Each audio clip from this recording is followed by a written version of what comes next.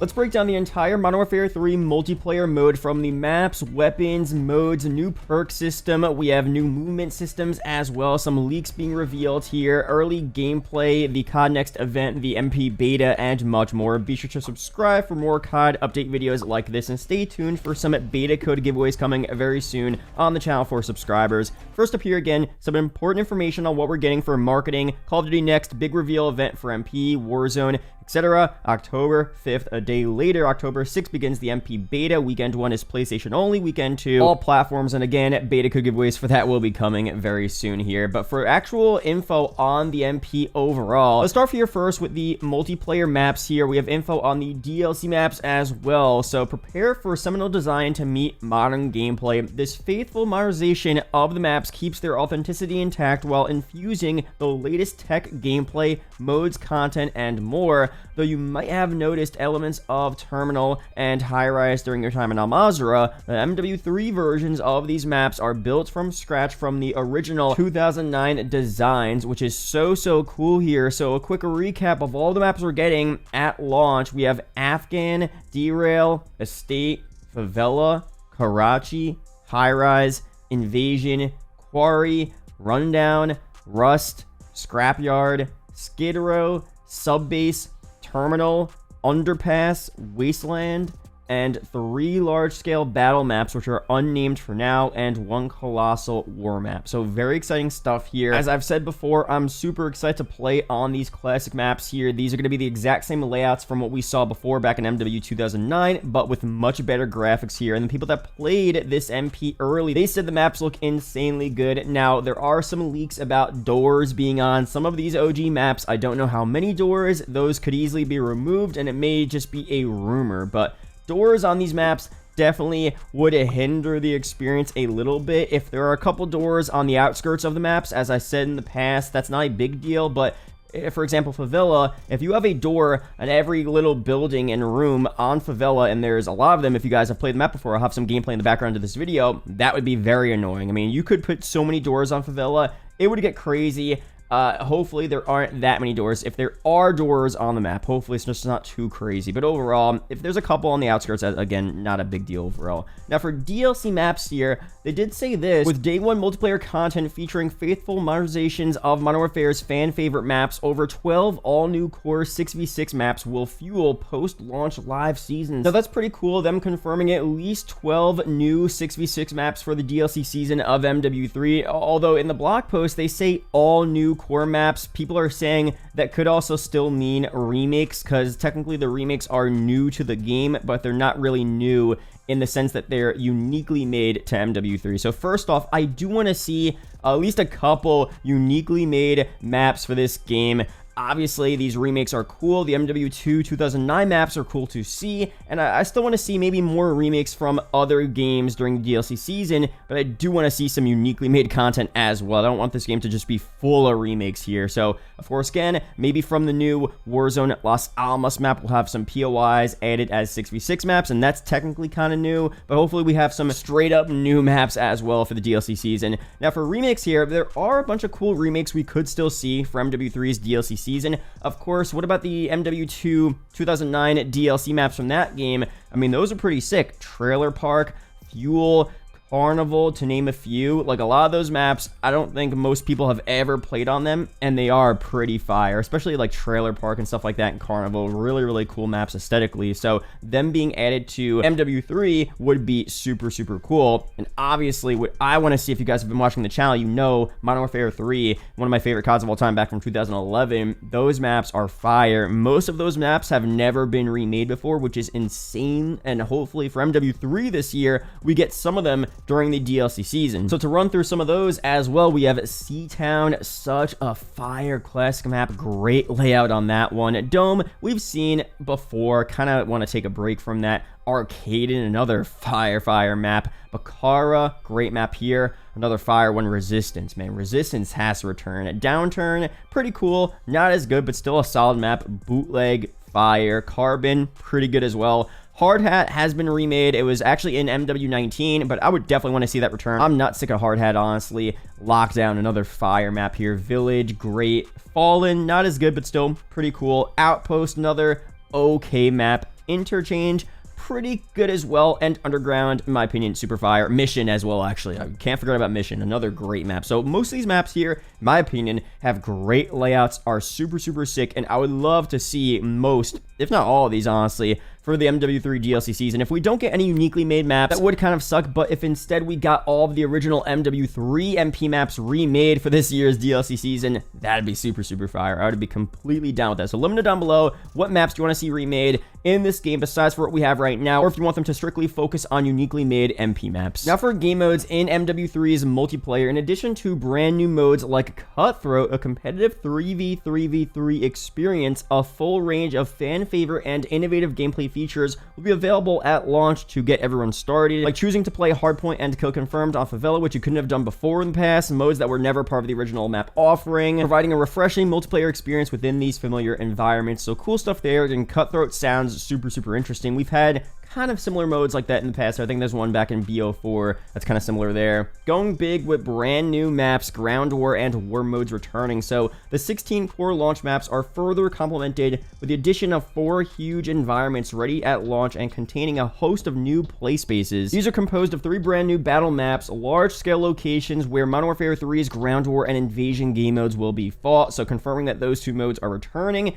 and a single colossal war map, as MW3 marks the welcome return and evolution of the legendary war mode that first debuted in 2017's World War II. So World War II, not my favorite COD, but what they did right is, first of all, the headquarters was super fire. That would be cool to see return in some type of way, but definitely war mode is up there as well. I played war mode so much, those maps were fire. That's the mode you would hop in, and you would hope for the game to last as long as possible. At least I would, because that's how you got the 100+ gameplays. That's how you went off, destroyed your enemy team. I mean, it was so fun to go for high kill games on war mode in that mode. So hopefully it'll be just as fun in this year's game. Now for other game modes as well, of course, expect a pretty classic slate of modes. Most of what we have in MW2 will return here. Now what I talked about in my previous video, Prop Hunt, that mode is fire. That has to return at some point. I'm surprised it's not here in MW2. I think they should definitely bring it into MW3. It was in MW19. It was in World War II. Modern Warfare Remastered. Obviously, previous Treyarch games. I mean, this would be fire to have in MW3 for sure. Prop Hunt on the OG MW2 2009 maps sounds insane, so that's got to return. Obviously the party modes as well returning. That's cool to see. Bring back what we have right now. Gun game, One in the Chamber, Sticks and Stones, like all that cool stuff. Bring that back. I love a good party mode. Infected as well. That, I mean, you gotta have Infected on a game called MW3, at least in my opinion. So let me know down below what other modes you want to see added to this game. Now for new gameplay features here, we have Attack Stance, Breach and Clear with a new Tactical Stance feature, a perfect middle ground between hipfire and aiming down sights. When entering tight hallways and cramped rooms, toggle Tac Stance on to improve weapon performance and win the fight. Here's what to expect from Tac Stance here. So the operator unshoulders the weapon and holds it in a canted firing position. You could toggle it in and out of Tac Stance dynamically while aiming down sights. Tac Stance trades precise accuracy for improved mobility and handling. Some spread tier firing will occur, best described as a middle ground between full ADS and hipfire. It's designed to be used in aggressive close quarter combat situations, and by default, you fire in Tac Stance while sliding. So first off here, this is super cool. The people that played MW3MP early said that it was a cool feature. It wasn't too crazy. Don't be concerned about this feature here. I do like that they're making features specifically designed for people who want to play faster, which is a stark difference from previous Call of Duties where it seems like you're kind of incentivized to play slower, to camp, to really stay where you are. This game here seems to be going back to a more traditional style Call of Duty where it's more run and gun, and they're kind of helping you out in those situations by having a Tac Stance feature where it's used in more aggressive close quarter situations. So that sounds super cool there. Can't wait to test that out for myself very soon. Next here though, we have a new gameplay innovation, Evolving Loadouts. So MW3 brings new levels of customization to create a class. Get ready to build your loadout based on cutting edge military equipment such as gloves, tactical vests, boots, and more, allowing you to fine tune more aspects of your gameplay. Super interesting stuff here. Now let's break down a bunch of stuff that they didn't really reveal yet, but that got leaked out. A bunch of these boots, vests, gloves, etc. So this isn't the full list here, but this is what we have right now. Very cool stuff, and this is kind of replacing perks in a sense, because we're not going to have traditional perks in this game. We're going to have, again, the boots, gloves, and vests, and they're going to just give you like perk abilities pretty much, which I'm down with that. That innovation definitely is pretty interesting. I don't think it's going to ruin the game. Some people are saying, oh, I can't believe there's gloves and this crazy stuff. I don't think it's going to be that big of a deal. It's just going to be like perks, but a different way to enable your perk, which I think is fine. But let's go through what we have so far here. So for the gloves in this game, we have assault gloves. While jumping, accuracy and time to aim down sights is improved. That sounds cool. Custom gloves, increased weapon swap speed. Scavenger gloves, resupply ammo and throwing knives from dead players. We have specialist gloves, throw equipment further, reset fuse timer on thrown back grenades. Tactical combat gloves, enables reloading while sprinting.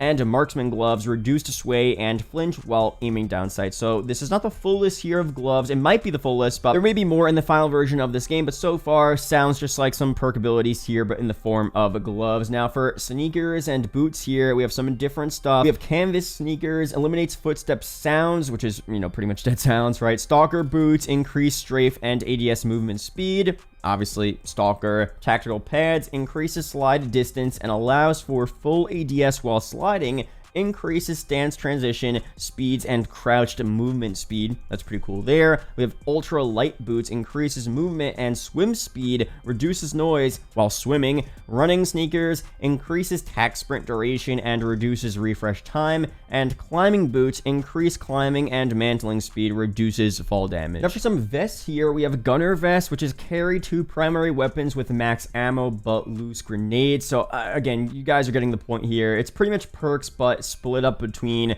vests, gloves, and boots, which is pretty cool overall. Not a big deal. Overkill, grenadier, infantry, scout, tactical, whatever. So it pretty much think about perks we've had in MW2 this year, and maybe past IW and Sledgehammer games. They're going to be brought into those different, gloves, boots, and vests, depending on like how they're used. So it actually is pretty cool. For some, movement speed perks, those are actually boots. It kind of makes sense because I guess it would be on your boot, right? Like in a realistic sense. I get what they're doing there. I get the concept.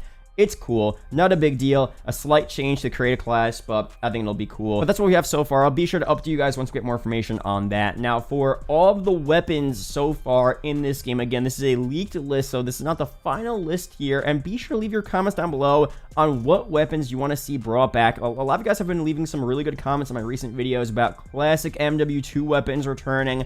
There were so many great weapons from that OG game, MW3 as well, so many fire weapons. So let me know down below which of those classic weapons you want to see return here. But so far, based on the code for assault rifles, we have an ACR, another ACR 300, a G36, a CZ Bren 2, a CZ 805 Bren, an F2000, a QBZ 95 and 97. So again, the code names aren't always completely accurate, and we're just kind of assuming what these weapons might look like here. So again, you could leave your ideas down below as to what these code names could be referring to. But next, for battle rifles here, we have ACR 450, a CZ Bren 2 762, an XM5 MCX Spear, an AK 101, or maybe an AK 102. Cool stuff there. For submachine guns here, we have a Colt 9mm, an IWIX 95, a Scorpion Evo 3, UMP 45, an Uzi Pro or a mini Uzi, and then a UMP 9. That would be fire to see in this game. For light machine guns here, we have an,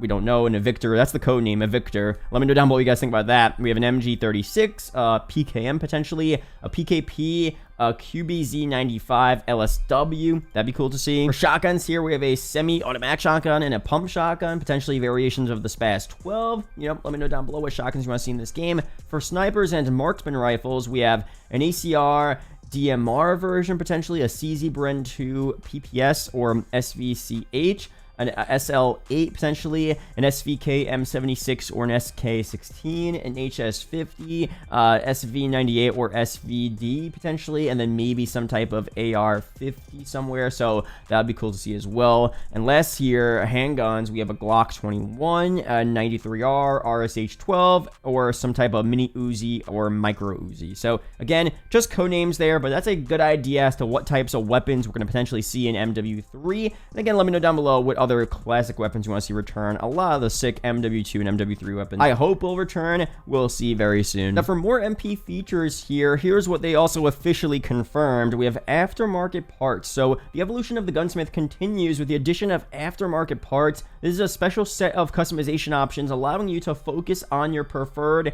and specific playstyle. Aftermarket parts enable you to construct unique weapon configurations or types, such as customizing a machine gun into a bullpup configuration with a firing grip in the front of the breech rather than behind it, thus increasing mobility and handling without compromising on damage output. That sounds pretty cool. Aftermarket parts will also offer new progression paths and challenges to unlock. We'll be sharing more information very soon. So again, just another evolution of what we have right now. The gunsmith is going to be very similar to what we have in MW2 from what we saw in MW19 and Vanguard as well, right? So we're not getting the creative class pick 10 system. A lot of people have been talking about that. It's going to be a very, IW style of gunsmith with, a lot of attachments and more customizations, which I think is pretty cool overall. Although for the future, for Treyarch's COD, it would be kind of cool to go back to a more simplistic design, maybe less attachments, less going on, because sometimes it gets a little too confusing, but I do like that they're innovating and hopefully making this a bit different from what we've seen in the past. Let me know down below your opinions on that. Do you like a more simple creative class system,